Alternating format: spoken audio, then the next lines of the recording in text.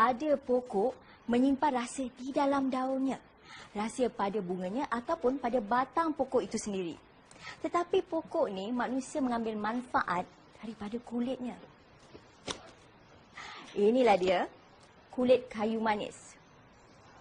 Baunya harum. Kulit kayu manis ni telah sekian lama digunakan sebagai bahan masakan dan juga kesihatan.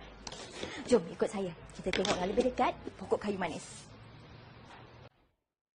Nampak sangat tidak cerdik apabila tidak tahu bahawa keseluruhan pokok kayu manis itu Allah ciptakan untuk manusia mencari manfaatnya.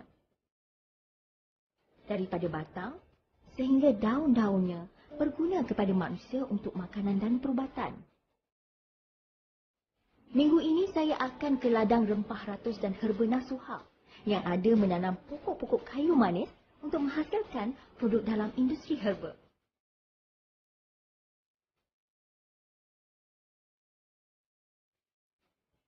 Sejarah kulit kayu manis ini amatlah panjang. Nama saintifiknya Cinnamomum gelanicum dari keluarga Lauraceae. Begitupun, kayu manis terkenal dengan nama mengikut sesuatu bangsa seperti Gui, Guizi dan Cassia oleh penduduk negeri China. Pokok kayu manis ini agak tinggi dan beraromatik. Pokok ini dikatakan berasal dari Sri Lanka, manakala Cassia berasal dari negeri China. Untuk beberapa hari, saya akan berada di ladang rempah dan herba nasuha untuk meninjau dengan lebih dekat pelbagai jenis herba dan tumbuhan yang ada di sini.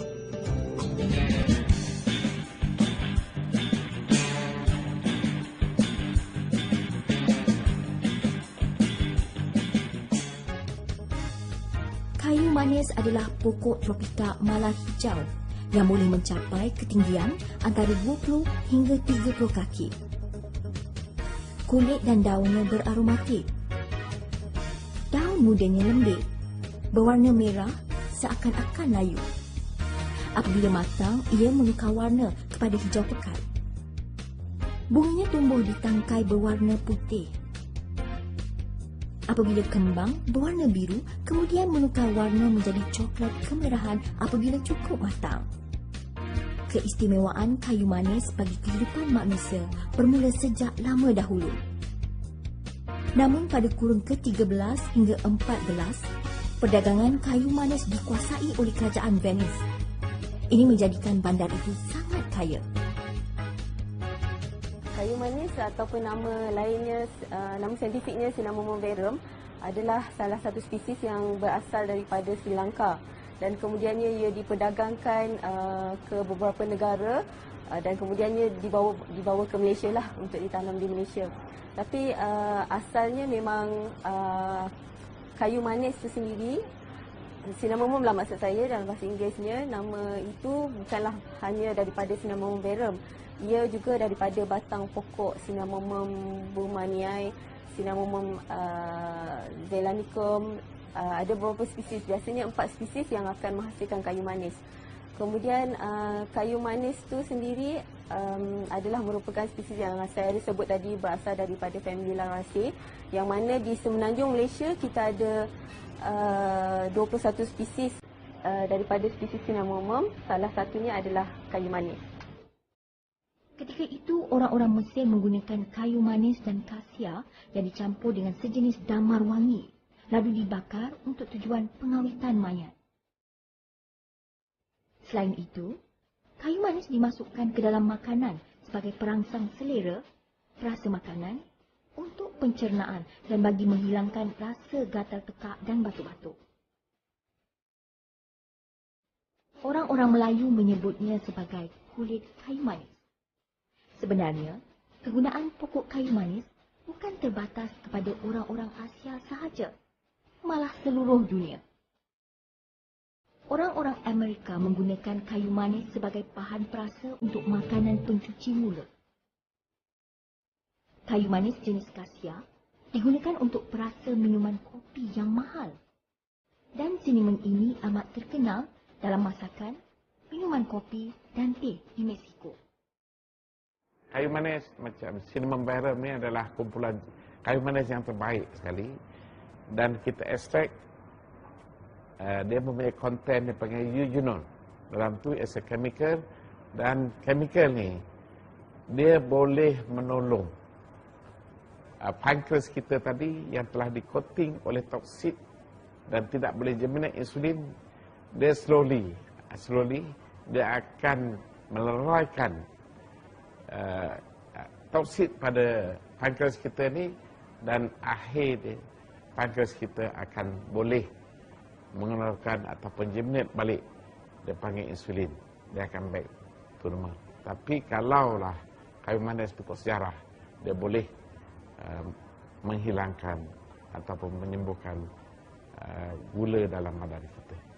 Ini hebatnya herbal ataupun rempah ratus dalam harian-harian yang kita guna pakai.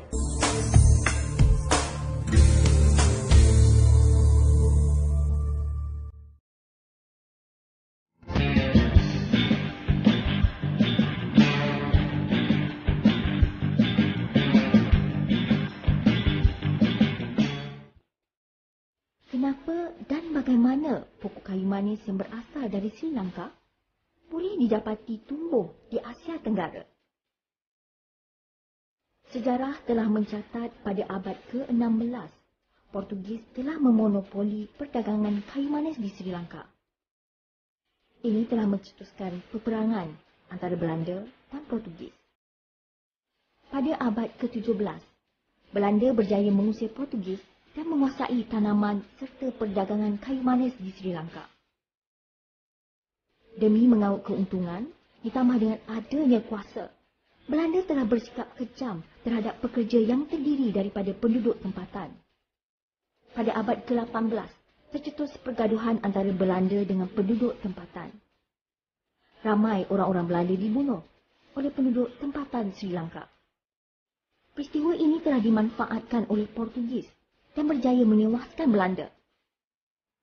Portugis menguasai semula tanaman dan perdagangan kayu manis di Sri Lanka.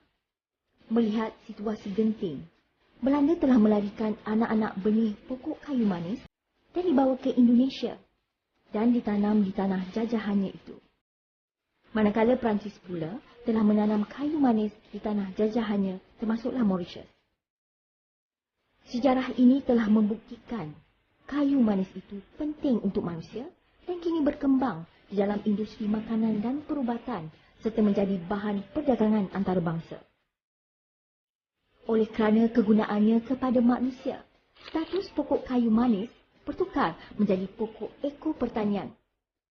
Kini di Malaysia, ramai pengusaha membuka ladang pokok kayu manis.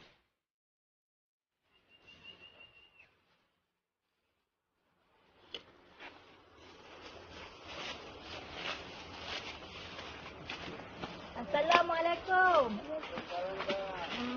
Inilah dia pokok kayu manis ke? Ya. Jadi, inilah dia pokok kayu manis. Di mana kulit pokok ni kita akan kopek untuk dijadikan kulit kayu manis. Dan daunnya juga akan diproses untuk dijadikan teh cinnamon dan juga minyak.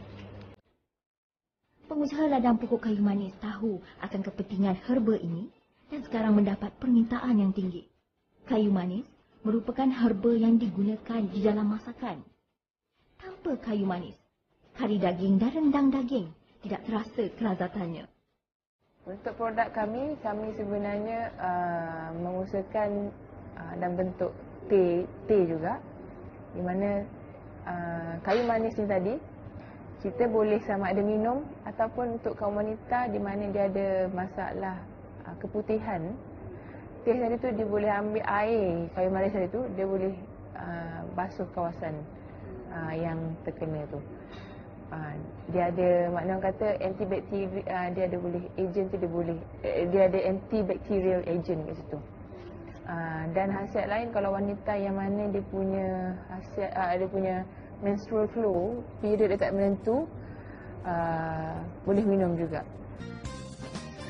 Selain kulit dan batang yang dijadikan bahan makanan, daunnya diproses menjadi teh yang sangat harum. Bukan sahaja aromanya yang memikat, tetapi kandungan daun pokok kayu manis mampu menyembuhkan beberapa penyakit. Oleh kerana Cinnamon zelanicum adalah nama saintifik bagi pokok kayu manis, ladang Nasuha menamakan teh herba dari daun kayu manis sebagai teh cinnamon. Teh cinnamon telah diuji di makmal. Khasiatnya bagus untuk membetulkan peredaran darah, membantu penghadaman, melegakan penyakit dan kembung perut. Selain itu, teh herba cinnamon juga dikatakan melancarkan haid bagi wanita dan melegakan segugur serta menghilangkan penyakit keputihan. Biasanya pokok kayu manis ni kami mula-mula akan kena pasti dulu spesies apa, kemudian kita akan bersihkan dan proses menghasilkan minyak pati. Kemudian minyak pati yang kami perolehi, kami akan jalankan kajian kimia dan juga kajian biologi, iaitu dari segi penentuan kandungan mudah meruap dalam minyak pati. Okey, untuk menentukan kandungan mudah meruap yang terdapat dalam minyak pati, kami jalankan ujian menggunakan peralatan kromatografi gas dan juga kromatografi gas spektrometri GC dan GCMS, dan juga kita tentukan sifat fizik bagi setiap minyak pati yang dihasilkan. Kami tentukan indeks biasan, nilai specific gravity dan juga optical rotation bagi setiap minyak pati. Ini penting bagi memastikan minyak pati yang kita hasilkan adalah yang berkualiti. Kita 3 jenis sabun. Pertama, sabun beauty. Beauty ni kita guna untuk cleansing muka dan juga badan. Dan juga nombor 2, kita ada scrub pun kita gunakan untuk muka dan badan. Nombor 3, kita ada sabun samak.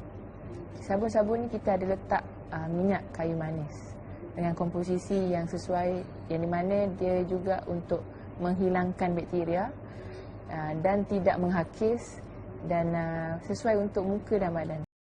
Majika Flora telah berkunjung ke ladang rempah ratus dan herba Nasuha di Pakuh, Johor. Ladang milik Tuan Haji Nasuha Haji Kasian, seorang pengusaha bumi putra yang gigih meneroka keajaiban alam tumbuhan dan rahsia herba. Walaupun biasanya dikenali sebagai kulit kayu manis, tetapi untuk menghasilkan kulit kayu manis, pokok kayu manis itu perlu dipotong. Batangnya dibelah-belah bagi menghasilkan produk kulit kayu manis. Di ladang ini, keseluruhan struktur pokok itu diguna, dari batangnya hinggalah ke daun-daunnya. Kebanyakannya menyebutnya sebagai kulit kayu manis.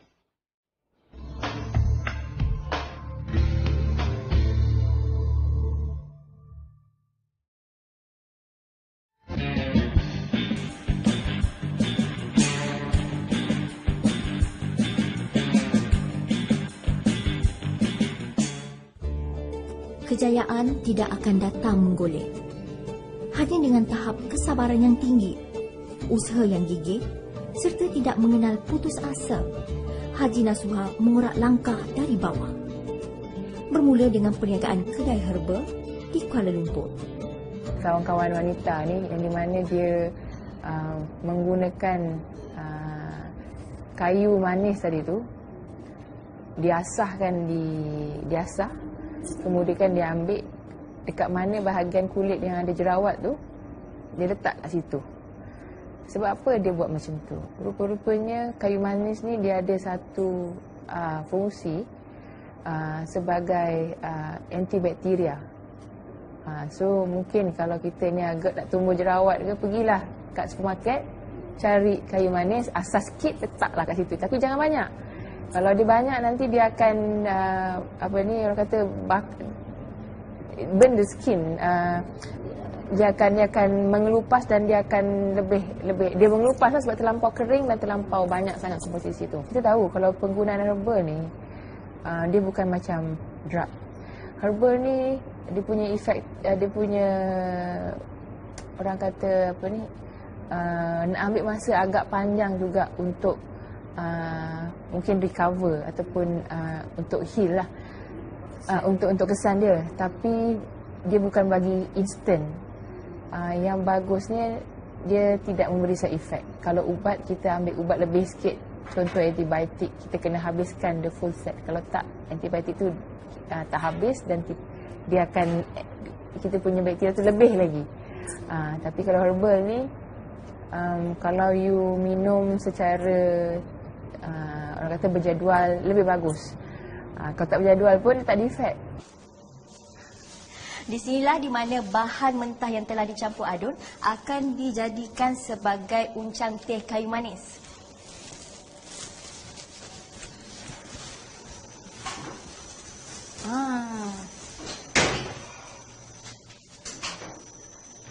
Yang ini tengah dipaketkan lah ni. Kita buat penguncangan lah kat macam ni. Kita buat penguncangan lah. Kita dah letakkan berat dia. So dia akan keluar dan ikut berat yang ditetapkan lah. Selalu dalam berapa kuantiti ni boleh buat? Dia based on kita punya batch jugalah. Kalau kita buat 5.76, dalam 1,000 lebih kita boleh dapat lah. Daun-daun dari ladang dipetik ketika masih segar. Kemudian dibersihkan di dalam tempat khas yang dibina untuk tujuan ini. Sebelum dikeringkan, daun-daun ini akan ditimbang. Selepas itu, daun-daun kayu manis melalui proses pengeringan. Ada dua cara pengeringan, iaitu dengan dimasukkan ke dalam bilik cermin. Cara ini menggunakan cahaya matahari.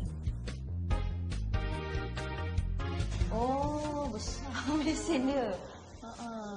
Jadi yang dia pusing-pusing ni dia mixing lah dalam tu. Dia akan mix lah. Semua raw mat yang kita timbang tadi, kita akan mixingkan lah. Dia ada sebati. Boleh saya tengok tak yang lebih dekat?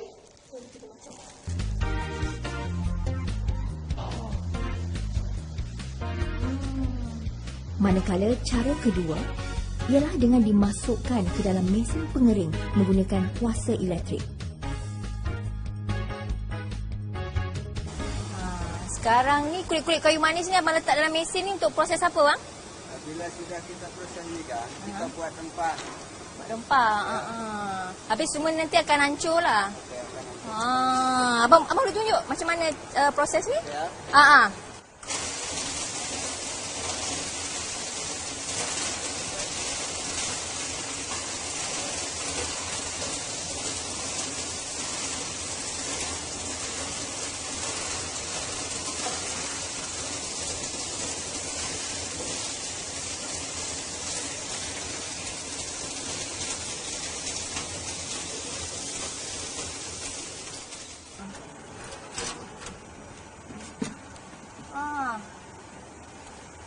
Jadi, inilah rupa kayu manis yang telah dihancurkan sebelum diproses lagi untuk dijadikan rempah.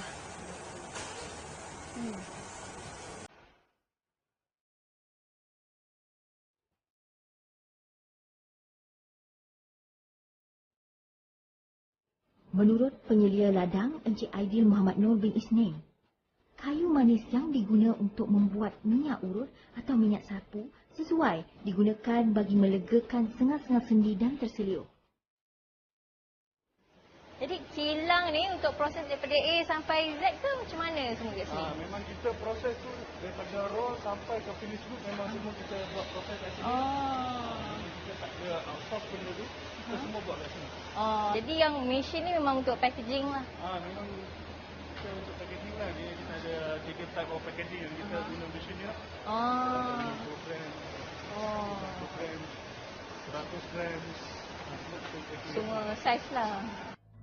Bagi Majika Flora, pokok kayu manis adalah tumbuhan istimewa yang sudah diperlukan sejak zaman dahulu lagi. Berbagai nama diberikan kepadanya sehingga pokok ini pernah menjadi perebutan di dalam perdagangan yang mencetuskan peperangan antara kuasa-kuasa besar dunia pada zaman itu. Majika Flora berharap pokok ini ditanam dengan lebih meluas lagi. Kerana kayu manis boleh dipelbagai di dalam industri pertanian, makanan dan perubatan dan terus memberi manfaat kepada kehidupan. Bukan kayu sebarang kayu. Kayu disebut kayu manis. Bukan rindu sebarang rindu. Kalau berjauhan, tentu menangis. Sampai di sini saja Majika Flora. Jumpa lagi.